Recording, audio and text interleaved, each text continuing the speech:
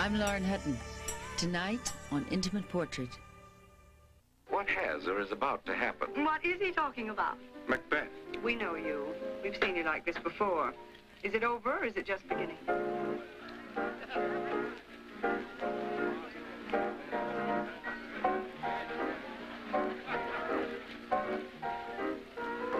Fasten your seatbelts. It's going to be a bumpy night. Bette Davis forever changed the way that Hollywood looked at women. In a career that spanned over 6 decades, with 112 films, 10 Academy Award nominations, and 2 Oscars for Best Actress, this blue-eyed Hollywood star with the firebrand personality has captivated audiences for generations. Her powerful and mesmerizing performances in such films as Jezebel, Dark Victory, Now Voyager, and for some, her crowning glory as Margot Channing in All About Eve, made her a Hollywood legend that still lives on today. She was a real original lady, truly original. She had a definite point of view about her career and the things that she wanted to do and the kind of stories that she wanted to do. You know, my mother was a legend and a well-deserved legend in her own time, and so that it made it a little difficult on the kids, I think. But as I grew older, I realized what a fantastic thing it was. Like every New England girl of her generation, Bette too dreamed of a family, husband, and love. She would marry 4 times and have 3 children, but her marriages ended bitterly, and her love for her daughter Bette was destroyed by the publication of her daughter's scathing biography, My Mother's Keeper. At the age of 75, Bette met her greatest challenge, a battle with breast cancer. 20 years earlier, her sister's struggle with the same disease had taught her the value of regular self-examination. With renewed vigor, she returned to work once again and traveled around the world to receive award after award for a remarkable career that seemed would never end. Whatever storm clouds lay on her horizon, Miss Bette Davis just fastened her seatbelt.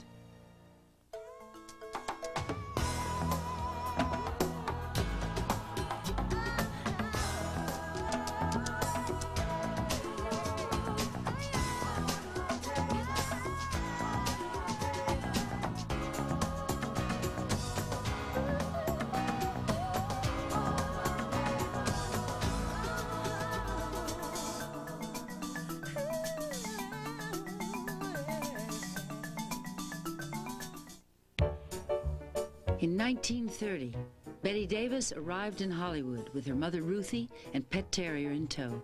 At 22, Bette had already been a star on Broadway and looked forward to an equally brilliant career on the silver screen. Much to her surprise, Hollywood's movie moguls saw Bette not as a starlet, but as a mousy-haired girl with little sex appeal. When I went there in 30, imagine looking at me after they'd been looking at these really beautiful women that had been in silent pictures for years. And they didn't know what on earth to do with something that looked like me. God, just didn't know. So they asked me if I'd help test some men for a part. They lay me. Now, at that age, and I want to tell you, in 1930, I was the yankiest, modest virgin that ever walked the earth. They laid me on a couch, and I tested 15 men. Not kidding you. And they all had to lie on top of me and give me a passionate kiss. Oh! I thought I'd die. Undaunted by her initial reception, Bette had absolute confidence that her talent would take her to the top. She knew she was unique. Bette Davis emerged with tremendous confidence in herself. I don't know where that came from. She said she was born independent. She was born liberated. She would say, you know, I'm a Yankee, and that, you know, Maine, Massachusetts, New Hampshire. This was her upbringing and gave her the strength to do what she did in her career. Bette liked to say that a crack of lightning announced her birth on April 5th, 1908 in Lowell, Massachusetts. Her father, Harlow Morrell Davis, was a patent attorney. Her mother, Ruthie, an aspiring artist. 18 months after Bette's birth, her only sibling, Barbara Harriet Davis, nicknamed Bobby, soon followed. Well, it was a very well-disciplined, happy life, with very little to worry us, Ruthie, until my mother and father were divorced. Shortly before Betty's 10th birthday, Harlow put his wife and 2 daughters on a train bound for St. Petersburg, Florida.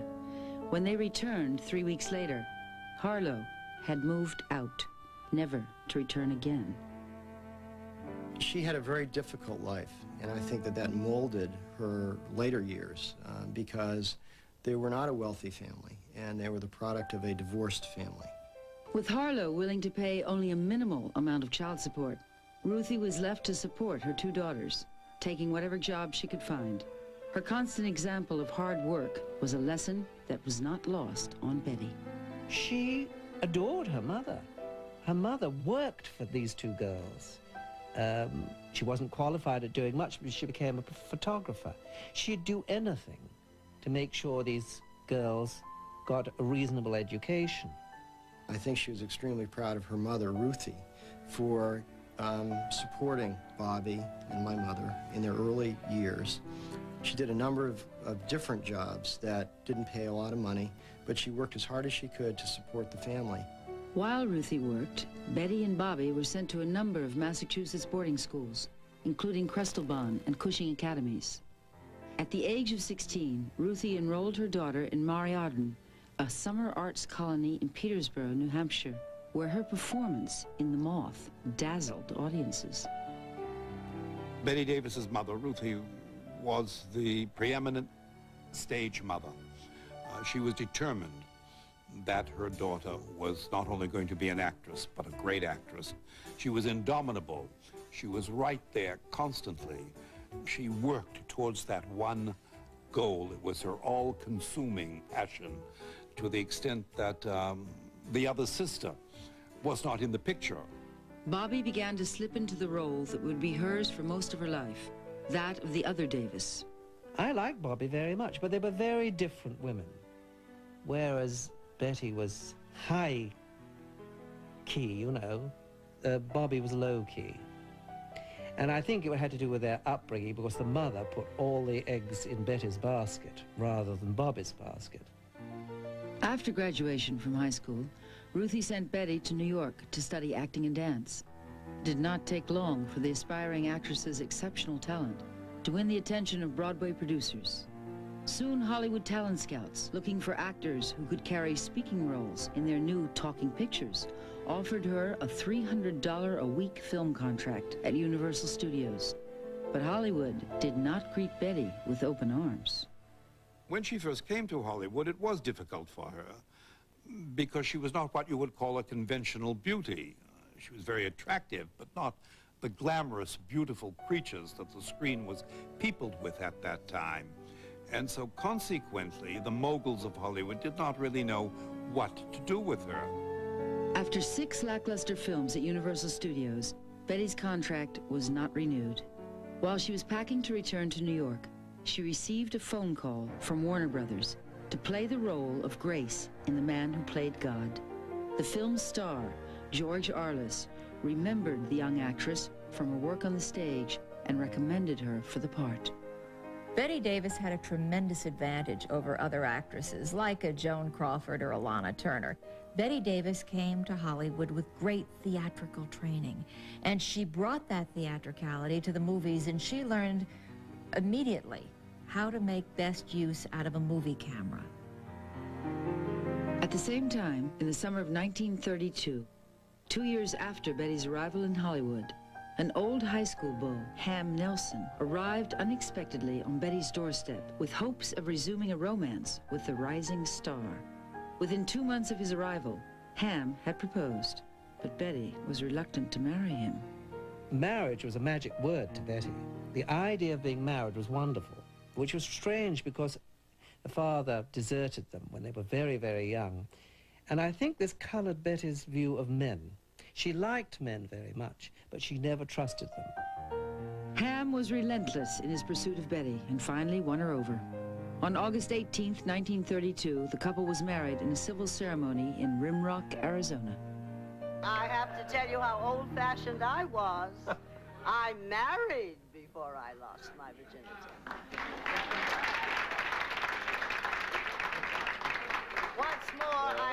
26 years old, and it almost killed me to wait. Happily married, Bette returned to Warner Brothers and settled into the grueling pace that the studio system demanded, making one film by day and another by night. 15 films later, Bette won the part that would mark her first memorable role on film.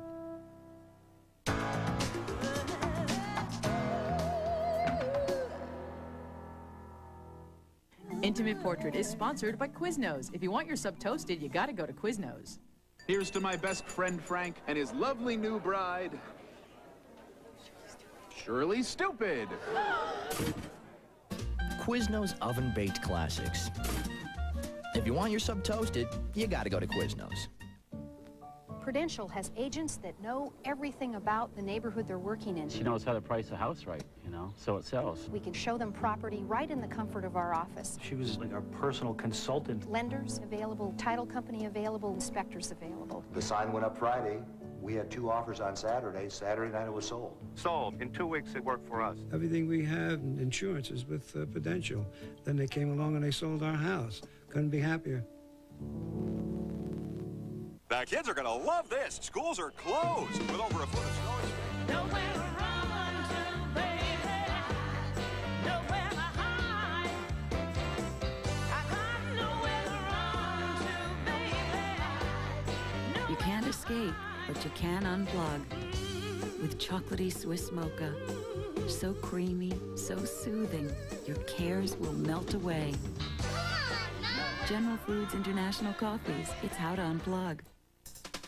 Nobody knows how Chex can do it. Let the milk splash right through it. Then hold the milk till your mouth gets to it. Looking for the place for taste? Chex marks the spot. Chex marks the spot. You are going to love this house. As you can see, it's hardly been lived in. Korean countertops are created for cooking. I don't think the woman knew how. Korean's virtually stain-proof, so you can... And the bathroom, immaculate. No kids, no pets. And Korean surfaces stand up to... They must have been a quiet, elderly couple. DuPont Korean, created for life. Call 1-800-4-KOREAN. I love my kids, but sometimes they don't see the messes they make, so they'd never see bacteria here. Even after washing, this counter can be teeming with germs. I see them because I'm a Dow scientist. It's why we created Dow Antibacterial Cleaner. It removes grease and kills germs for a microscopic clean, unlike ordinary cleaners. Dow Antibacterial Cleaner for a microscopic clean. Also, there's Dow Antibacterial Toilet Bowl Cleaner. Late at night, when your day is finally done, that's the right time for this new attitude on Lifetime. Join hosts Suzanne Huang and Leanza Cornett. I love this. What's new in your late night? A new show made to fit your life, made about your life. I love, love, love this. New attitudes, 5 nights a week on Lifetime. I like it. Premieres next Monday night at 11 on Lifetime. Television for women. Of course.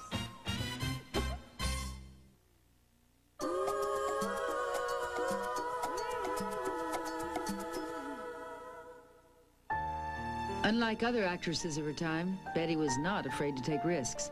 In fact, she relished them. Nowhere was that more evident than in her portrayal of the unsympathetic Mildred Rogers in Of Human Bondage. You are going. Do you always order champagne? No. And why'd you do it now? I was hoping it would make you more friendly. Do you think it will? Well, one thing I can say for you. Gentlemen, every sense of the word. I can recall the first time I saw Bette Davis on the screen. She had so much dynamism and energy and intensity. She spit out words at you and she fixed you with those Bette Davis eyes. You cad! You dirty swine! I never cared for you, not once. I was always making a fool of you. You bored me stiff. I hated you. It made me sick when I had to let you kiss me. I only did it because you begged me. You hounded me. You drove me crazy. And after you kissed me, I always used to wipe my mouth. Wipe my Much to Warner's amazement, Of Human Bondage enthralled audiences with its raw power and was a phenomenal box office success. Bette was now a star. Hollywood, too, acknowledged Bette's extraordinary talents. The following year, in 1935, Bette won her first Oscar as Best Actress for her work in the film Dangerous. But the roles that made Bette famous did not come her way without a fight. Angered by the mediocre roles that Jack Warner gave her, Bette went to London to make a film there for another studio. He begged me not to go. He said, please don't go. He said, I have just optioned a marvelous book for you. A new book by a woman named Margaret Mitchell, and the title is Gone with the Wind. And I was so angry about what they'd been giving me, like all these parachute jumpers and things. I said, I'll bet it's a dilly, and walked out of the office. If you can imagine, went to England, had the trial, came back about a year later and found out what Gone with the Wind was. She was a pioneer in the industry for all the other actors and actresses. And that was a great source of pride to her, that she could take the lead for the industry in fighting that type of conduct. Bette lost the lawsuit, but won the role she coveted, beginning with that of the willful Southern belle in Jezebel. A second Oscar for the film would soon grace her mantelpiece. The film paired Bette with director William Wyler. Bette said once, if William Wyler asked her to jump into the Hudson River, she would do it. I think that tells you everything. She absolutely adored and admired this man.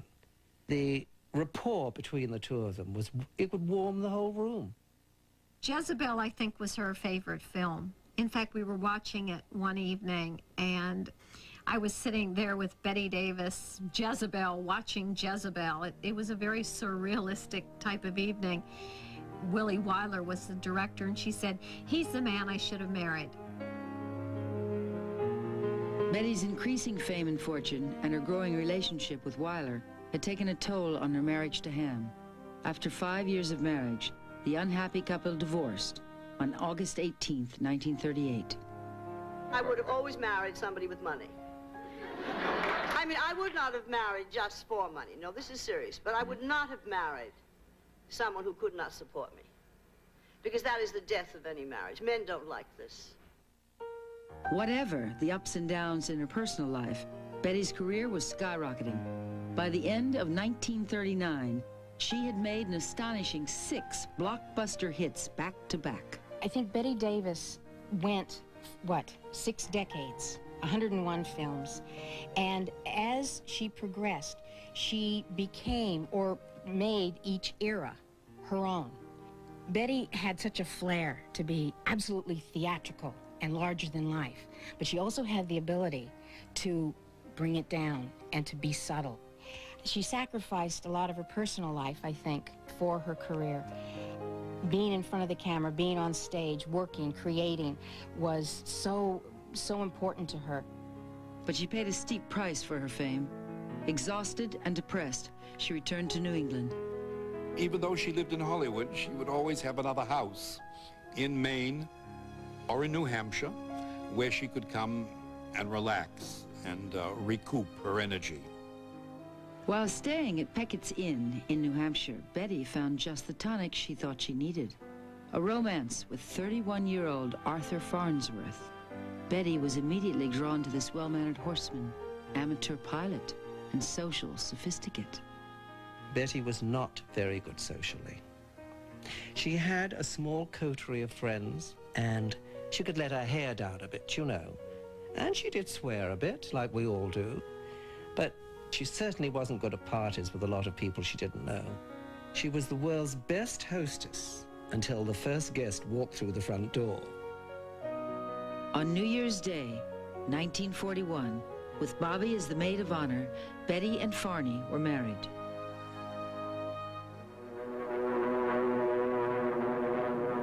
"11 months later, the Japanese bombed Pearl Harbor, and America found itself at war. A patriot to the core, Bette raised millions for the war bond effort and was a co-founder of the Hollywood Canteen. Bette was very, very proud of the Hollywood Canteen. Of course, it was a lot of work. It was a canteen only for servicemen who were traveling through Hollywood. They had a place to go. They didn't have to pay 1 cent. Once working in England, we were staying in a hotel, and a very shy man came up to the table and said, "Oh, excuse me, Miss Davis, I was at the Hollywood canteen, and I spoke to you." And it was as if the clouds had opened and the sun shone through. She made his day. She was so charming with him. During the war, Bette was an inspiration to the women who were left at home, with the strong, independent roles she brought to the screen. Audiences, particularly women, were attracted to Bette Davis because she was accessible. Bette Davis had an intensity and an honesty that we wanted for ourselves. Therefore, when she had it, we kept saying, "Yeah, sister, yeah, she's one of us," as opposed to one of the goddesses on Mount Olympus. I think she impacted acting and women's roles in a big, big way because she ran the gamut. She could play a bitch, or she could play a mousy person. She wasn't afraid of any of it. And it was one of her phrases. I think she had an embroidered pillow, said, "No guts, no glory." She lived that. But perhaps Betty's greatest talent as an actress was her ability to reach audiences emotionally, as in romantic melodramas like Now Voyager. Betty's magical transformation from a lonely spinster to a confident woman in love as Charlotte Vale left audiences sobbing. Now Voyager was an important turning point in Bette Davis's career. Her great effectiveness, I think, was her reserve. Unlike other actresses in melodramas, her lip didn't quiver, she didn't cry. She held back with this incredible reserve and let you cry and let you go through all of the catharsis of the character. Most actresses chew the scenery. Whenever they can, they cry and they rant and they rave. And Bette Davis didn't. When you thought she was going to chew the scenery, she was very reserved. And then when she had a scene that could be bland when it was done by other people, that's when the fire exploded from her.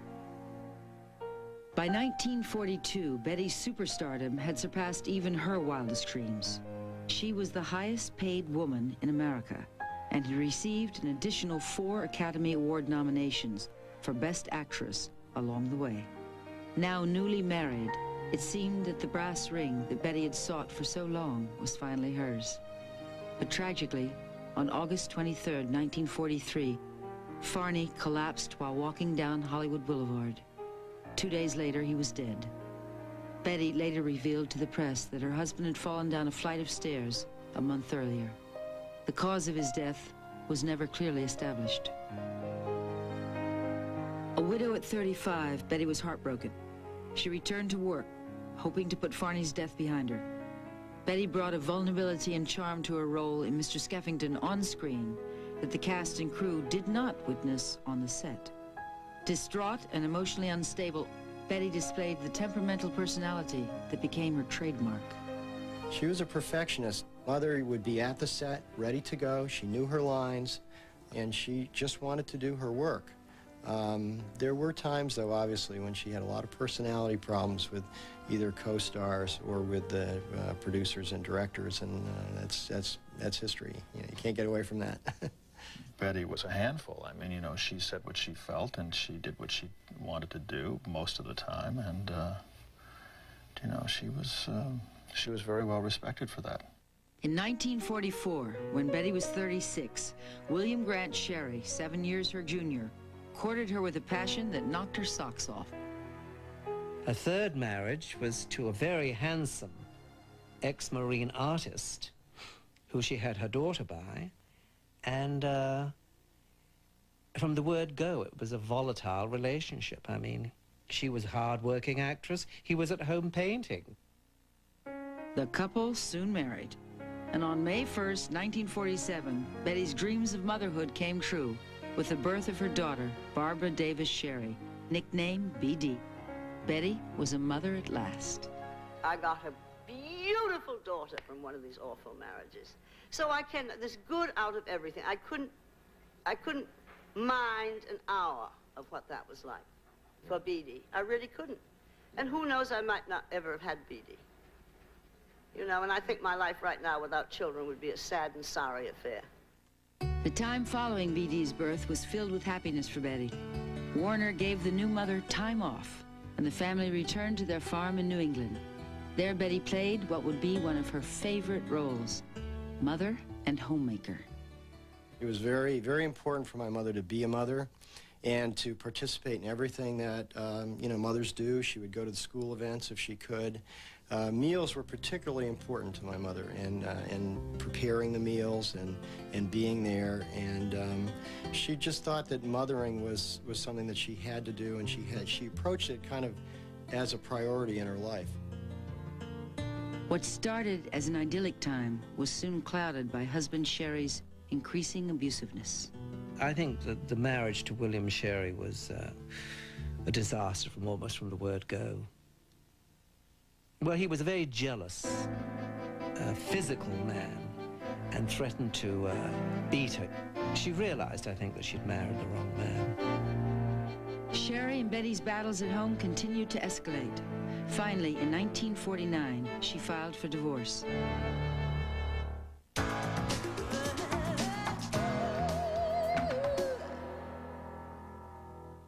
Valerie Bertinelli talks about success, motherhood, and the marriage that everyone said wouldn't last. That's part of the reason we stayed together so long, just to go, yeah, we'll show you. Intimate Portrait, Valerie Bertinelli. Tomorrow at 7 on Lifetime, television for women. She traveled the world as a diplomat's wife, but in the arms of a stranger, she finally found her home. Anne Archer, Indiscretion of an American Wife, a Lifetime original movie. Premiering next Monday at 9 on Lifetime. One anniversary card with 2 tickets to India inside, $3,500. Caravan to the Blue City, $64. Boat to the Palace on the Lake, $28. 25 years. More better than worse. Priceless. There are some things money can't buy. For everything else, there's Platinum MasterCard, with a high spending limit for the things that matter. Pizza Hut dares anyone to find a better pizza. Oh, really? Papa John just couldn't resist the challenge. He commissioned independent taste tests. Papa John's won big time. Maybe that's because our sauce is made with fresh-packed, vine-ripened tomatoes. Pizza Hut uses remanufactured paste. Anybody can claim to make a better pizza. But it's you, the consumer, who've decided. Better ingredients, better pizza, Papa John. Try our Papa's Choice. That's a large pizza with your choice of up to 5 toppings for just $9.99. With one touch, Peter Pan taught them to fly. We can fly! With one swipe, he challenged them to be brave. Come on, everybody. With one look, he made us believe in magic. It's just as I've always dreamed it would be. Hurry! This timeless classic is available from Disney for only 45 days. We're casting off! Walt Disney's masterpiece, Peter Pan on video. Tomorrow, you can take your family to Neverland. I always protect my hair, even when I color. So I use Excellence Cream from L'Oreal. Built-in conditioners protect your hair while you color and guard against damage between coloring. So I always have healthy color, healthy hair. With Excellence Cream from L'Oreal. Because I'm worth it. Probably the happiest time. Face joy. First time I fell in love. I felt Face love. weightless. Yeah. Face the unexpected. Face ecstasy.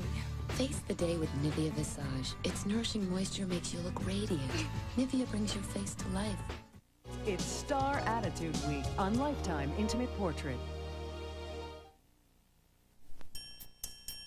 Back home, the morning rush is just beginning. Workloads are heavy, and diets are being duly observed, but not in Vancouver. Canada's West Coast is just a 4-hour flight away, so call today for your free getaway guide and special spring offers.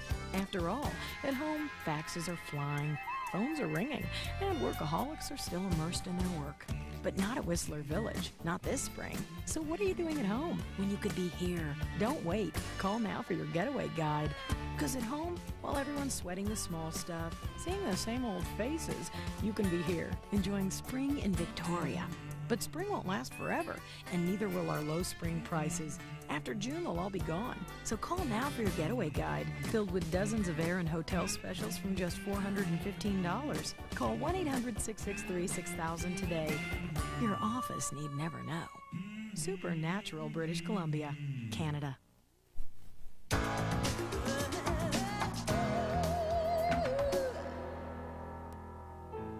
By the late 1940s, the tides had changed for the popular actress. With the end of World War II, the tough women she had brought to the screen had lost their appeal. Beyond the Forest, in 1948, would be Bette's final film at Warner's. After 18 years, one of Hollywood's longest relationships had ended. It was always a sense of real pride to her how she handled those years, the years my mother was under contract. And while she had a loyalty to Warner's and Jack Warner and others that we always heard about, she was really upset with the way that they treated the actors and actresses in those days, because she wasn't getting the part she wanted, and they made her do things that she didn't want to do. Now a single mother, for the first time in years, Bette worried about her career. When the part of Margot Channing in All About Eve fell into her lap, she knew she'd been offered a role that could put her back on top.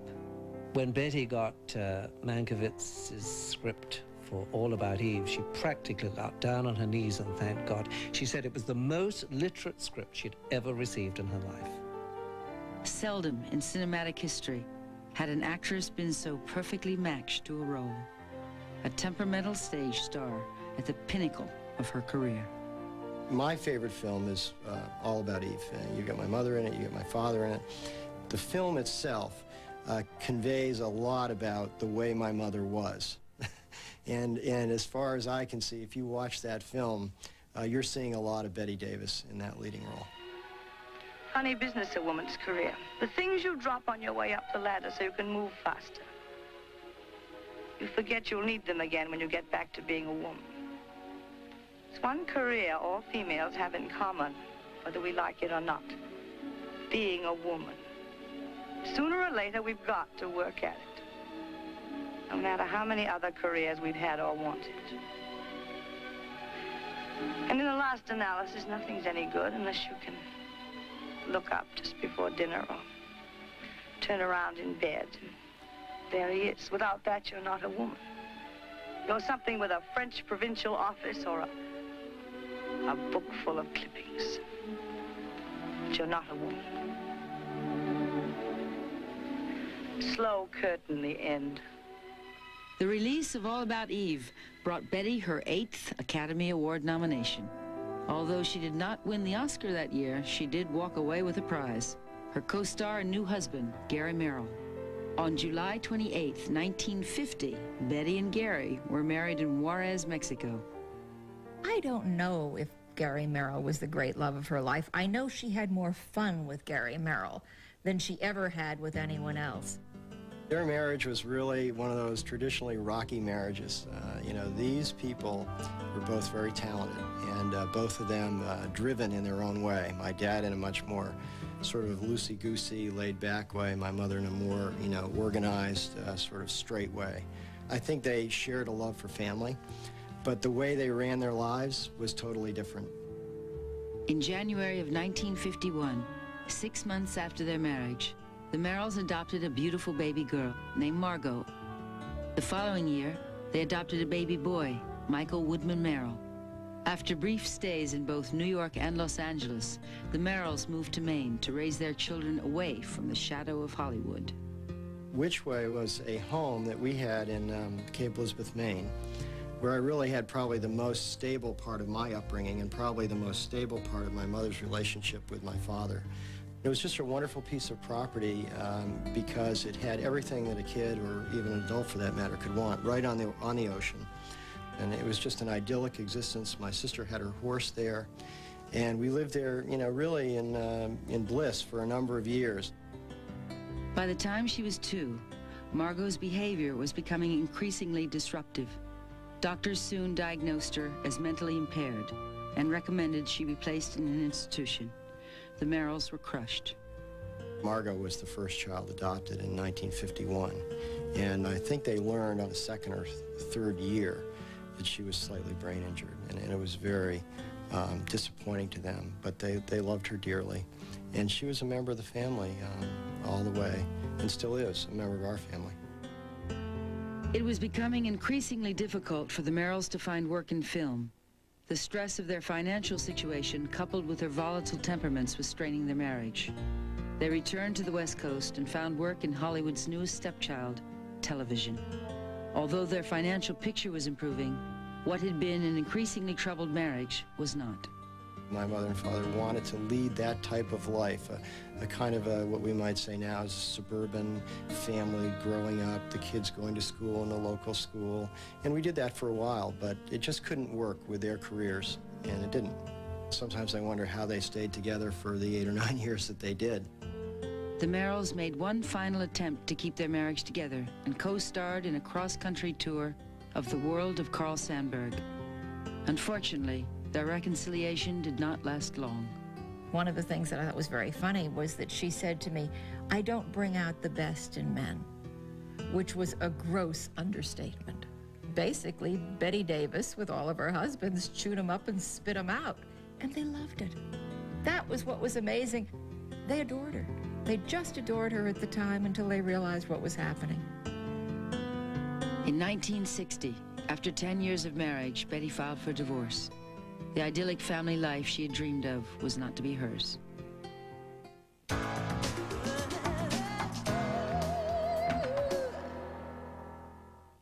For beautiful hair in the real world, it takes New Daily Defense. Shampoos and conditioners that really protect your hair. Daily Defense shields your hair from sun, blow dryers, even pollution. New Daily Defense from Clairol. Hair care for the real world. Want to see something totally breakthrough? Breakthrough to Hydrience, the first water-based cream color from Clairol. Clairol Hydrience deeply saturates every strand with radiant, moisture-rich color. I never knew it could be so gentle. Now there's Hydrience. Cleo, I'm home. How was your day? How was my day? Sit. First a workout, visiting mommy, getting the kids from school. I could use a little energy snack. Be a sweetie, would you? Peel me a prune. Pick California prunes, the energy-packed super snack. Been in there for 44 years. So there are a lot of memories. I was quite willing to try it. Something new. We attracted people that were down in the lower range, but we also attracted people that were up in the higher range. The value range achieved the goal of giving us more money for our house than we had anticipated. What more can you ask? Hola, amigos! Woo! Where do you go for an authentic Mexican soft taco dinner? Welcome, dudes, to the casa. La la la, que pasa? Hey, let's go whack a pinata, man. Next time, come to Old El Paso. Now with new seasonings and fresher tortillas, the Old El Paso soft taco kit helps you create the real stuff. All in that great little place you call your home. Welcome to Old El Paso, the authentic Mexican place. Oh, find me if you can. The Doughboy is hiding in Pillsbury cookie dough. Find the winning game piece only inside these specially marked packages, and you can instantly win $100,000 or other great Doughboy prizes. So start looking. They wouldn't start without me. Pass the marshmallows. Would they? Oh, let me stir. You guys, you're making Rice Krispies treats in there. This is fun. Maybe Tony the Tiger needs a partner. This is no way to treat a cultural icon. Ooh. Duh. That was fun. Hey, Pop. Next time you should join us. Kellogg's Rice Krispie cereal. Let someone in on the fun. Are you caring for a parent today? What if you were? How can Bank of America lend you a hand? Bank of America, put your life in motion. Another reunion doesn't just mean you're getting older. It means you'll save more money, because right now at Pearl, your age is your discount. See? Reunions can be fun. Almost. What are you waiting for? Put your pearls on. She traveled the world as a diplomat's wife, but in the arms of a stranger, she finally found her home. Anne Archer, Indiscretion of an American Wife, a Lifetime original movie. Premiering next Monday at 9 on Lifetime. Get ready for new attitudes with Attitude Adjustment Weekend. All this weekend beginning Saturday at 2.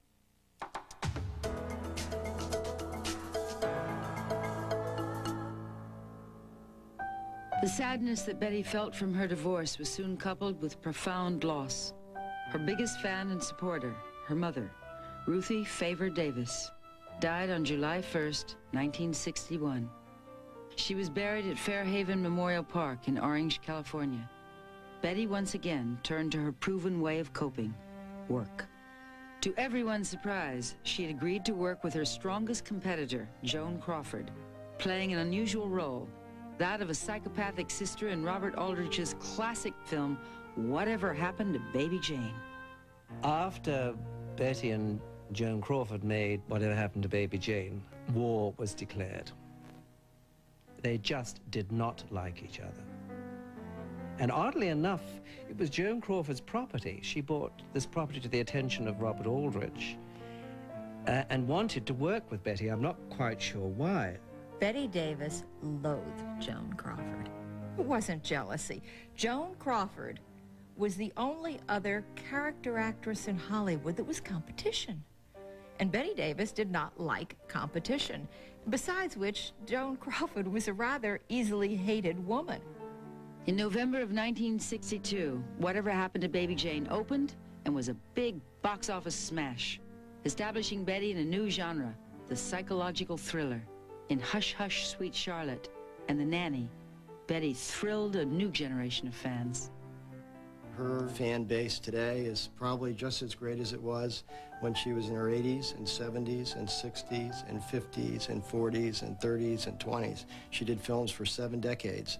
And the range of films, the range of parts, and the way that she played them, because when she did a part, it was still Bette Davis doing the part. In the spring of 1963, B.D. accompanied Bette to the Cannes Film Festival to accept an award for Baby Jane. While there, B.D. met film executive Jeremy Hyman. The two fell madly in love, and shortly afterwards, Jeremy asked B.D. to marry him.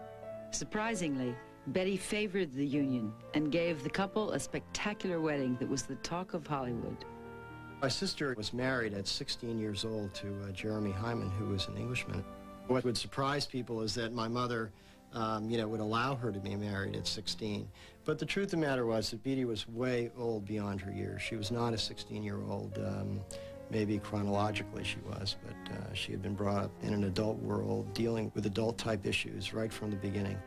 The wedding, of course, was in Beverly Hills, and the reception was at the Bel Air Hotel, which is right down from where we live. It was a dramatic and grand affair with no expense was too much, limousines and champagne, and that's the way that Jeremy and Bette wanted it, and that's the way that Mother wanted it. In July of 1969, Bette took on a new role, that of grandmother, with the birth of her first grandchild, Ashley Hyman. Bette was 61. After a 2-year hiatus, Bette returned to work in the pilot for a new television series entitled Madam Sin with Robert Wagner. He would become a lifelong friend, confidant, and ardent fan. I first met Bette Davis when she was doing a film at Fox. And of course I knew who she was. I was under contract there and had admired her always. Then there was an article in the New York Times. And in the New York Times, she spoke very highly of me and my work and about this show that I was doing called It Takes a Thief.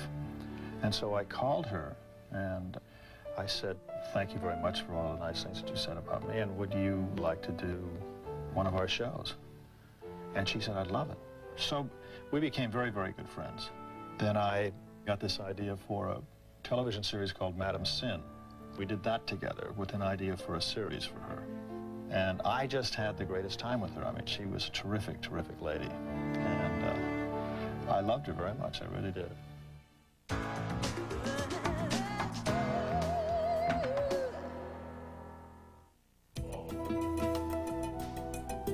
Lifetime television for women. Prudential has agents that know everything about the neighborhood they're working in. She knows how to price a house right, so it sells. We can show them property right in the comfort of our office. She was like our personal consultant. Lenders available, title company available, inspectors available. The sign went up Friday. We had 2 offers on Saturday. Saturday night it was sold. Sold. In 2 weeks it worked for us. Everything we have in insurance is with Prudential. Then they came along and they sold our house. Couldn't be happier. Honey? Yeah? Did you wash the car? Yeah! You put paper on the table, didn't you? Yes? Did you change the litter box? Yeah. Last week. I love you. Tidy Cat, guaranteed long-lasting odor control. Where are his feet? If it's anything less than Tidy Cat, you'll know. Okay, guys, going out for lunch. You know the rules. Hey,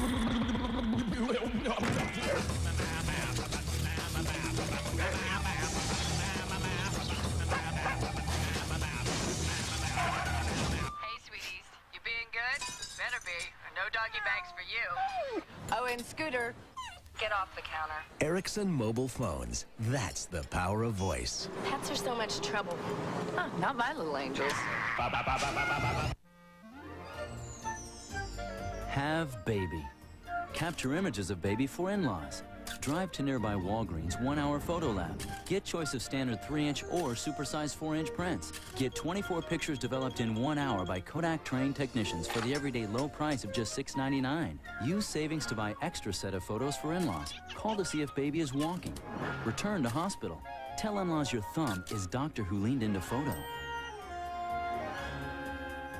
And 1, and 2, and up, and down, and come on, dig! Watch how good watching your weight can feel with Dannon Light Yogurt. Move those feet, and turn, and lift. You see, when women cut calories, they may also cut calcium, but each cup of Dannon Light gives you 35% of your daily value of calcium, more than any other leading light yogurt. It's fat-free and 100 luscious calories to help you stay strong for this daily workout we call life. Dig, ladies, you can do it! Dannon Light, with the added calcium you need. They wouldn't start without me. They have some marshmallows. Would they? Oh, let me stir. You guys, you're making Rice Krispies treats in there. This is fun. Maybe Tony the Tiger needs a partner. This is no way to treat a cultural icon. Ooh. Duh. That was fun. Hey, Pop. Next time you should join us. Kellogg's Rice Krispie cereal. Let someone in on the fun. On Lifetime, when her son was shot, It's a miracle he's still alive. his fight became her fight. If you don't give up, you can make a life for yourself. With the doctors, You could make some real progress if you and your staff would just do your job. with the military, Sergeant, my son needs to be moved out of there. all to give him another chance at life. Come on. Blair Brown, the true life drama, Moment of Truth, to walk again. On New Movie Mondays, tonight at 9 on Lifetime, television for women.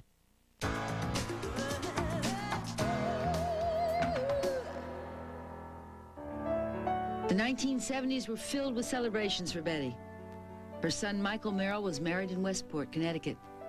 BD gifted her with a second grandchild, Justin Davis Hyman, and Betty continued to receive one award after another. Ladies and gentlemen, Betty Davis.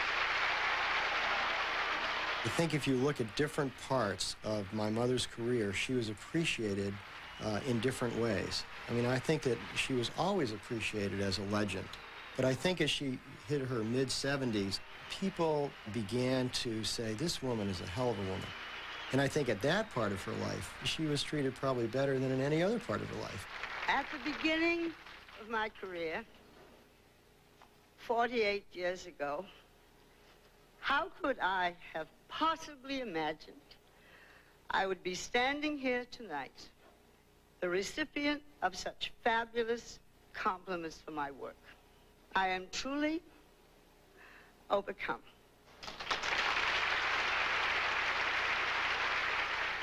In 1979, Betty learned that her sister Bobby's breast cancer, which had been in remission for 15 years, had returned. Bobby died in July and was buried next to their beloved Ruthie. Since Bobby's original diagnosis, Betty had religiously checked herself. 4 years after her sister's death, she discovered a lump in her left breast. The tumor was malignant, and Betty underwent a radical mastectomy at the age of 75. When she was in the hospital in New York, I went down and saw her, and it was very difficult for her, and she was in a great deal of pain and under medication, but she still carried on like a trooper. She was stoic, she was indomitable spirit, really. She just was a very tough woman. I had a mastectomy, and 9 days later, a stroke.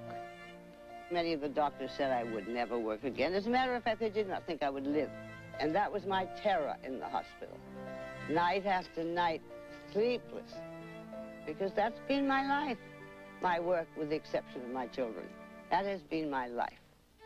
Fortunately, her new companion, Catherine Cermak, would remain by her side and help the indomitable actress make her way back into the world. Catherine Cermak is a wonderful and dedicated individual that my mother was so lucky to have at this important period of her life when she had so many sort of downturns in her life, so many negative things happening all at once. But particularly when my mother was sick with cancer, we thought, you know, the end was near, and Catherine lived with her in the hospital room for days and days and days in New York City. After the mastectomy, they reviewed the biopsy.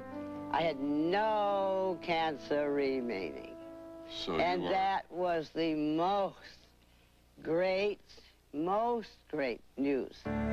Then came the ultimate blow, a betrayal which wounded her more deeply than any hurt she'd ever known. The publication of her daughter Bette's book, My Mother's Keeper. Bette's book really came out of the blue, I think, both for my mother and for myself. My sister and my mother were very close, and my mother did a lot for my sister. And they were inseparable. I think that in retrospect, it was really horrible. And I don't think anything worse could have happened to my mother in her life than that book. And as a result, you know, I felt horrible about it also. And I told my sister, I said, look, don't write this book. It's not going to serve anybody's purpose.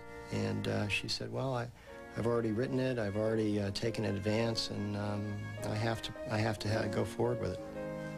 The biggest heartbreak was Bette. Because when Bette wrote that book, that really broke her heart. And I was around then and supporting her as best I could, but that was a real tough time. Really, really difficult. Bette came to stay with us the same month the daughter's book came out. She was devastated. In fact, she was in this house really pretty much hiding from the media. She didn't want the media to find her. She didn't want to have, she was a broken lady, even though she came across as being very, very strong. Bette came to Liz Fuller's home for a night and remained for a month. Her visit was charmingly recorded in Fuller's play, Me and Jezebel.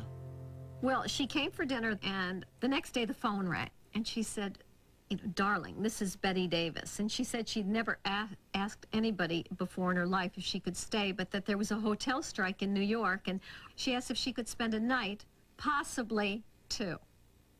I mean, you know, I was, of course, Miss Davis, anything. I was so excited. And before she hung up, she said, a firm mattress is always such a treat. So the next day, the stretch limo arrives, and in she walks with 18, 20 pieces of luggage, and she took over. If there was anybody in the whole world that I would like to spend time with, let alone live with for 32 days, I would have picked Bette Davis. In 1987, Bette made her final film, Mike Kaplan's The Whales of August, co-starring the first Hollywood legend, 90-year-old Lillian Gish. Do you know Sarah Swan's mate for life? Is that a fact? Did you and Philip think it would be for life? Why, yes. Life fooled you. It always does. She had her final moments in Spain. She actually died in Paris, France. And we had no inkling and no idea that she was sick or that she was dying or anything. I just got a call on a Friday night. Your mother's taken, you know, a heart attack, or they didn't know what she had, and they're flying her to Paris. And it was a total shock, even though she was 81 years old, and we thought she would never die. Bette Davis died on October 6, 1989. On November 2nd, the Hollywood community came together on Soundstage 18 on the Warner lot to celebrate the life of one of its brightest stars. Robert Osborne and Roddy McDowell and myself arranged for her services that we did at Warner Brothers, where she had made so many movies. We ran the clips of all of her pictures. Angela Lansbury spoke, James Wood spoke, and It was a wonderful tribute to her. Michael Merrill and Catherine Cermak, too, celebrated Betty's life by creating a legacy in her name, the Bette Davis Foundation. Catherine Cermak and I have formed the Bette Davis Foundation, which seeks to benefit those of low and moderate income who want to become actors and actresses. And the foundation is accepting contributions, and we hope to build the foundation to something that's really beneficial to a lot of young aspiring actors and actresses. And you know, those people are the type that can look at my mother's career and can take strength from it. I asked her how she wanted to be remembered, and she thought for a moment and she said, as a good worker. Bette Davis could not envision not working. She really judged someone's worth as a person. Now, this is just not man or woman, both sexes, about the work they did. You are your work. She wasn't about to let anything stand in her way. Bette Davis were here today, I don't think she would make any effort to correct anybody's image about her. When you're an actress and a great actress, and your world is your public, and your public is out there in the dark, and you're up there huge on the screen, you become an icon to yourself as well. And that is like a candle that keeps glowing in the dark. And that's what Bette Davis was, a candle that will always glow in the dark. She was a heroine, and she was tough. I think that was her calling card, her whole sort of modus operandi, not only professionally, but also personally. You were either with my mother or you were against her. And, you know, we learned early on that we were with her. And I think, you know, it was a normal life like every other family with a mother and father, except she was Bette Davis, the legend. She lived life to really the fullest. She lived it to the utmost. She kept it going. She kept that flame somehow inside of her. It was still flickering at the end. Still flickering at the end.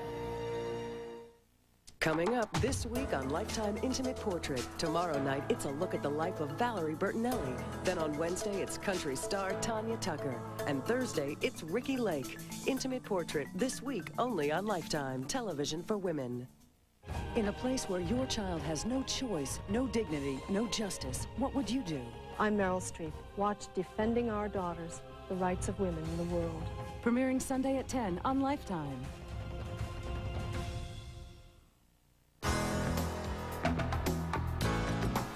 Coming up, computer crimes and unsolved mysteries next. And premiering tonight at 9, her son joined the Marines and nearly died. Now she's fighting for his life.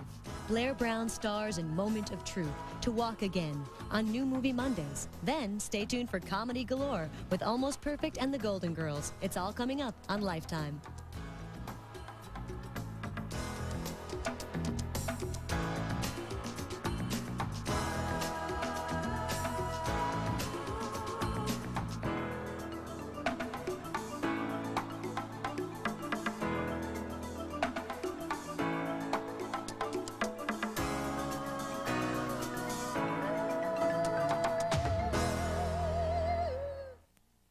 By the publication of her daughter's scathing biography, My Mother's Keeper.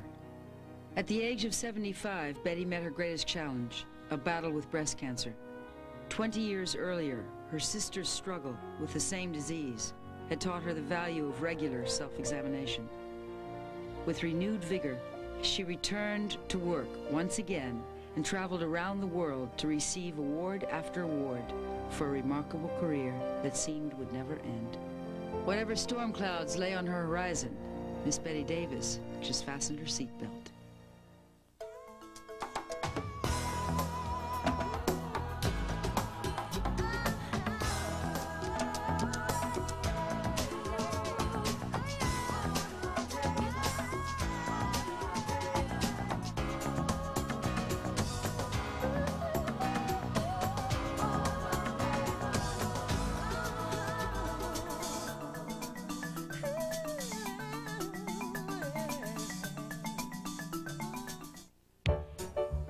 In 1930, Bette Davis arrived in Hollywood with her mother Ruthie and pet terrier in tow. At 22, Bette had already been a star on Broadway and looked forward to an equally brilliant career on the silver screen. Much to her surprise, Hollywood's movie moguls saw Bette not as a starlet, but as a mousy-haired girl with little sex appeal. When I went there in 30, imagine looking at me after they'd been looking at these really beautiful women that had been in silent pictures for years. And they didn't know what on earth to do with something that looked like me. God, just didn't know. So they... I'm Lauren Hutton. Tonight on Intimate Portrait. What has or is about to happen? What is he talking about? Macbeth. We know you. We've seen you like this before. Is it over or is it just beginning?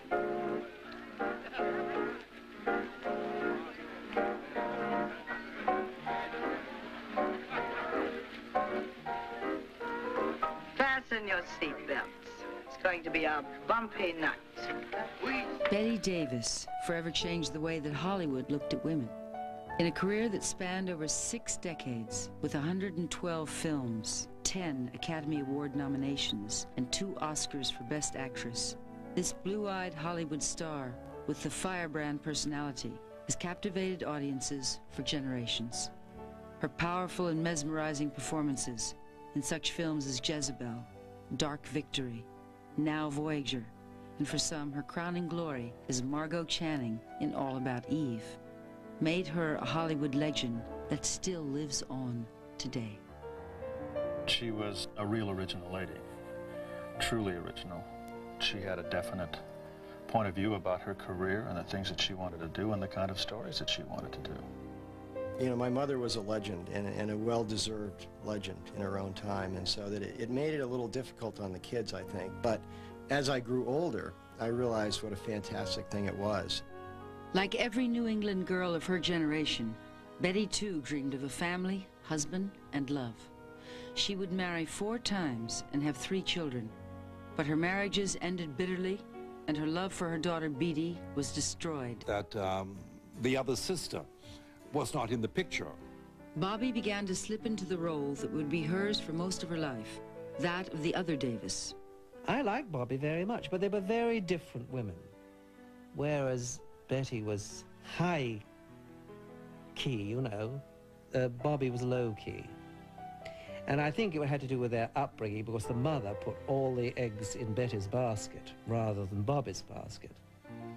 After graduation from high school, Ruthie sent Bette to New York to study acting and dance. It did not take long for the aspiring actress's exceptional talent to win the attention of Broadway producers. Soon, Hollywood talent scouts, looking for actors who could carry speaking roles in their new talking pictures, offered her a $300 a week film contract at Universal Studios. But Hollywood did not greet Bette with open arms. When she first came to Hollywood, it was difficult for her because she was not what you would call a conventional beauty. She was very attractive, but not the glamorous, beautiful creatures that the screen was peopled with at that time.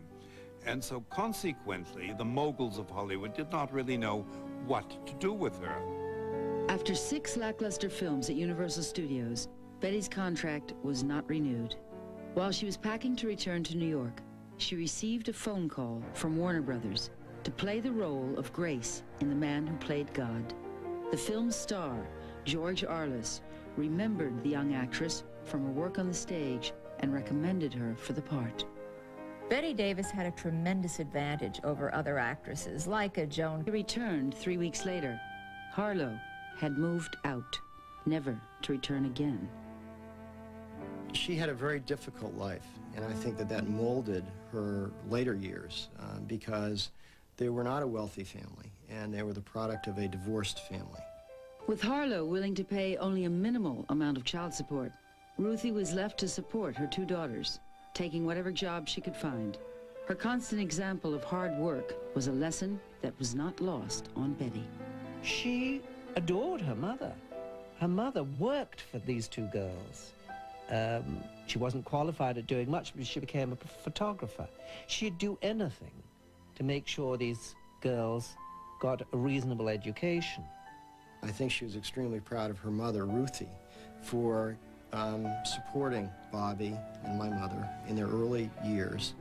She did a number of different jobs that didn't pay a lot of money, but she worked as hard as she could to support the family. While Ruthie worked, Betty and Bobby were sent to a number of Massachusetts boarding schools, including Crestelbaum and Cushing academies. At the age of 16, Ruthie enrolled her daughter in Mariaden, a summer arts colony in Petersboro, New Hampshire, where her performance in The Moth dazzled audiences. Bette Davis's mother, Ruthie, was the preeminent stage mother. She was determined that her daughter was not only going to be an actress, but a great actress. She was indomitable. She was right there constantly. She worked towards that one goal. It was her all-consuming passion to the extent... Asked me if I'd help test cement for a part.